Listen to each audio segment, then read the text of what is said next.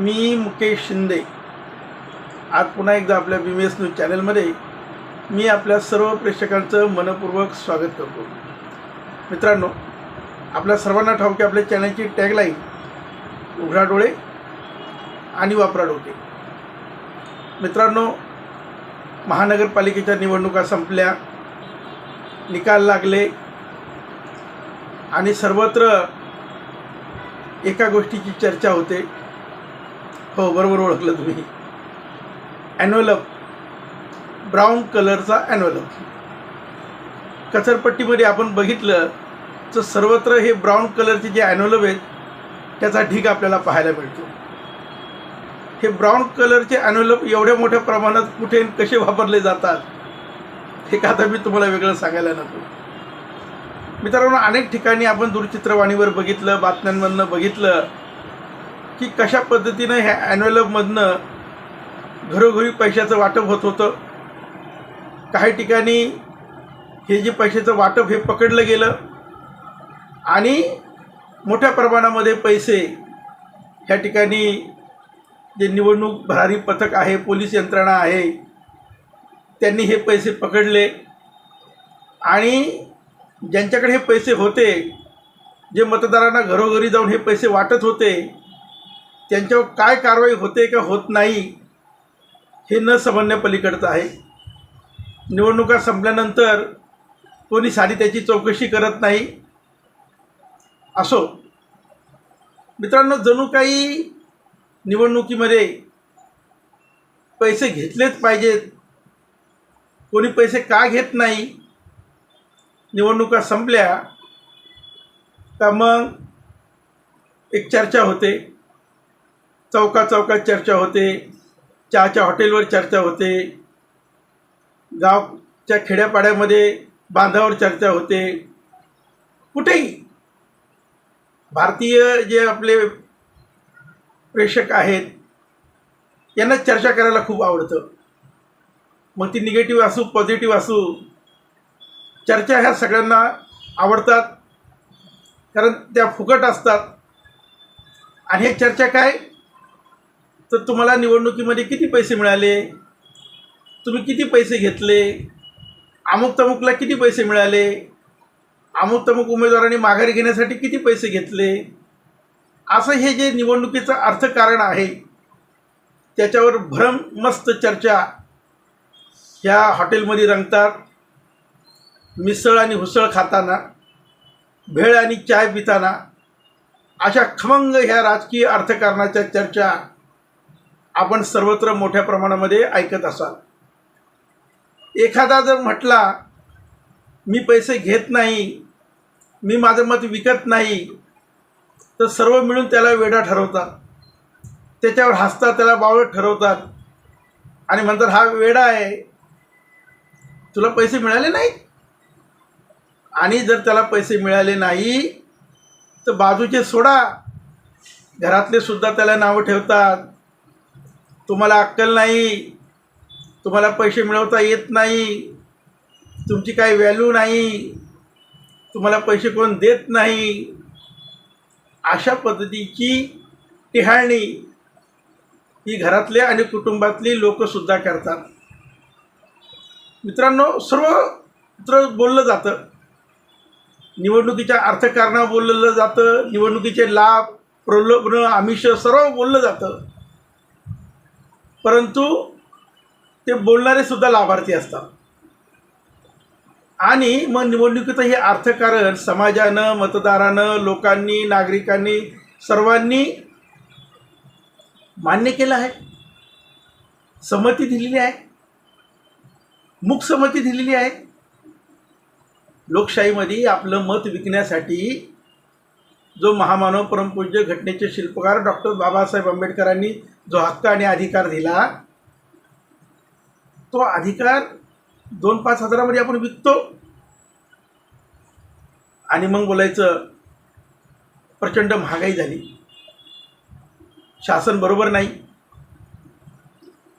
हा अमुक तमुक पक्ष बरोबर नाही, हा नेता भ्रष्टाचारी आहे, जगणं मुश्किल झालं आहे, सिलेंडरचा काय भाव आहे, दळणवळणाची साधनं नाहीत, शिक्षाची यंत्रणा बरोबर नाही, सर्व हिरहिरीने बोलायचं आणि टीका टिप्पणी करायची, आणि निवडणूक आली का मी नाही त्यातली कडी लावा आतली, बोलाचा भात आणि बोलाचीच कडी, अशा पद्धतीची वर्तणूक वागणूक ही नागरिकांची झालेली आहे. 15 ऑगस्ट 26 जानेवारी असेल, आपण राष्ट्राला तिरंग्याला सलामी देतो, मानवंदना देतो, भारत माझा देश आहे, आम्ही सर्व बांधव आहोत, आपण प्रतिज्ञा करतो, देशप्रेम उफाळून येतं, आणि त्यानंतर इतर दिवशी मात्र आपलं देशप्रेम हे कुठे जातं. एखादी मॅच असेल, पाकिस्तानला आपण हरवलं तर रात्रभर फटाकड्या वाजतो, आम्ही वर्ल्ड कप जिंकला, पाकिस्तानला हरवलं, आमचं देशप्रेम उफाळून येतं. युद्ध झालं, पाकिस्तानचे एवढे क्षेपणास्त्र आपण पाडली आणि भारत जिंकला, आपल्याला पुन्हा आपला अभिमान जागृत होतो, देशाभिमान जागृत होतो, आपली राष्ट्रीयत्वाची एकात्मतेची अखंडतेची भावना जागृत होते, आणि पुन्हा आपण देशप्रेम जागृत करतो, प्रकट करतो. आणि मग जेव्हा कर्तव्याची वेळ येते, जेव्हा आपल्याला आपलं संविधानिक कर्तव्य दायित्व हे निभावायचं असतं, तेव्हा मात्र आपण सुद्धा ह्या भ्रष्ट राजकीय व्यवस्थेचं बटीक झालो आहोत. आपण सतत भ्रष्टाचारामध्ये सामील आहोत, आणि मग आपल्याला दुसऱ्याला बोलायचा नैतिक अधिकार काय राहिला. म्हणजे जर आपल्याला संधी मिळाली तर आपण संधी घ्यायची, आणि जर आपल्याला संधी मिळाली नाही तर दुसऱ्याला काय म्हणायचं, हा संधी साधू आहे, हा लोभी आहे. हे कोण कुणाला फसवतंय? आपण स्वतःला फसवतोय कधीपर्यंत? मांजर दूध पिते आणि तिला वाटतं मला कुणी बघत नाही, परंतु सर्व तिला बघत असतात. मित्रांनो, चेष्टा करत नाही मी, विनोद करत नाही मी. आता पुन्हा जिल्हा परिषद पंचायत समितीच्या निवडणुका होत आहेत. म्हणजे निवडणुका हा पैसे कमवण्याचा धंदा आहे, बाजार आहे. प्रत्येकजण विकला जातोय, प्रत्येकजण विकला जातो तसा प्रत्येकजण कुणाला खरीदारी करतोय. ही खरीद पोशी सर्वत्र सुरू आहे. आणि मग राजकारणात नैतिकता राहिली नाही, सामाजिक आणि सार्वजनिक जीवनात नैतिकता राहिली नाही, कौटुंबिक जीवनामध्ये सुद्धा प्रामाणिकता राहिली नाही. आणि मग ही बेमान लोक ही समाजाला इतर वेळेला नैतिकतेचं पाठ पाडतात, नैतिकता नीतिमान जीवन शिकवतात, प्रामाणिकता शिकवतात, सभ्य संस्कृत कसं राहायचं, सालस कसं राहायचं. हे काय मित्रांनो? खरंच हा प्रश्न प्रत्येकाने स्वतःला केला पाहिजे. ही घोर फसवणूक आहे. आणि हे निवडून आलेल्या लोकांची बनवाबनवी पळवापळवी आपण पाहतोय. उमेदवार खरीदले जातात, त्यांना 5 स्टार हॉटेलमध्ये बंदिस्त केलं जातं. पहा आपली लोकशाही. काय वाटत असेल डॉक्टर बाबासाहेब आंबेडकरांना? एवढ्या मोठ्या देशाला एवढं चांगलं संविधान दिलं. बाबासाहेब म्हणाले की जेव्हा माझ्या गरीब माणसाला मताचा अधिकाराचा व्हॅल्यू कळेल, किंमत कळेल, तर त्याला खरीद करायला जो आलेला आहे त्याला त्याची जागा कळेल. बघा बाबासाहेबांचे विचार, देशाप्रती केलेलं त्यांनी योगदान. आणि आपण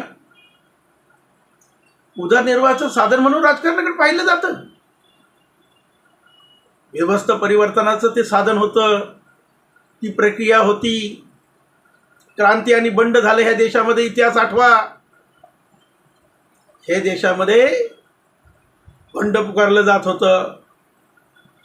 आपण ब्रिटिशांशी, इंग्रजांशी, पेशव्यांशी 2 हात केले ना. आपल्या पूर्वजांचा इतिहास आठवत नाही का? हे सर्व झालं. हे सर्व तुम्हाला मला माहिती आहे. मग कुठे तो अभिमान, कुठे तो स्वाभिमान, कुठे गेला? हा माझा ह्या निमित्ताने प्रश्न आहे. मित्रांनो, एकमेकांना नावं ठेवायची, पण आपण स्वतःचे किती इमानी आणि प्रामाणिक आहोत याची चाचपणी कधी केली आहे का? पत्रकार ह्या नात्यानं मी पोटतिडकीने बोलतो.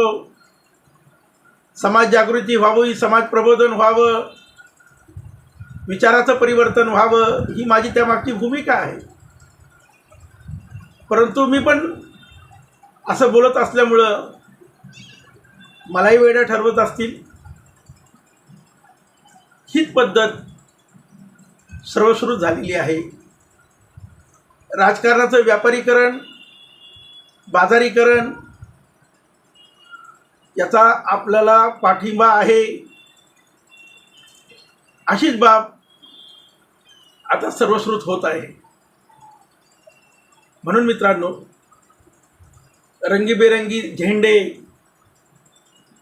वेगळ्या कलरचे जे झेंडे आहेत, तेवढ्या कलरची ही माणसं आहेत. सोंग आणि ढोंग केलं जातं आहे.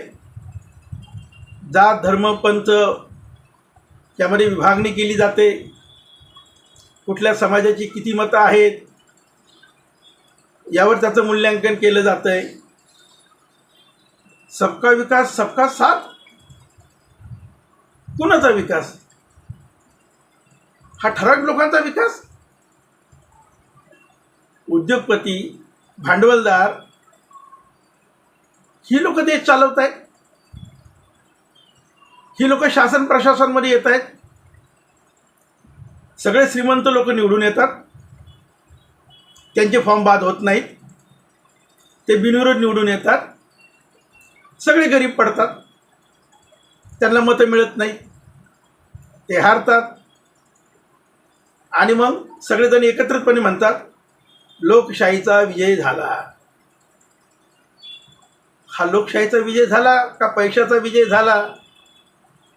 सगळेच राजकीय पक्ष एका माळेचे मणी आहेत. सगळेच पुढारी तसे आहेत. परंतु सामान्य जन जर पेटून उठला, त्याला त्याच्या हक्काने अधिकाराची जाणीव झाली, तर ही व्यवस्था परिवर्तनाची लढाई आज ना उद्या, कधी ना कधी तुम्हाला, मला, आपल्याला लढावीच लागेल. संविधानाचं संरक्षण करावं लागेल. लोकशाही वाचवावी लागेल. एवढंच बोलतो. किती बोललो, सातत्याने बोलतोय. एवढंच सांगेल, उघडा डोळे, वापरा डोके.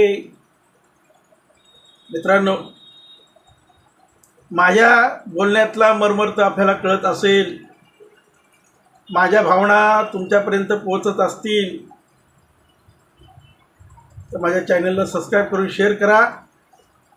आणि अशा पद्धतीनं समाज उठाव करण्यासाठी हा व्हिडिओ प्रचंड प्रमाणात व्हायरल करा, असं विनंती आवाहन करून तो त्या ठिकाणी थांबतो. जय हिंद, जय भारत.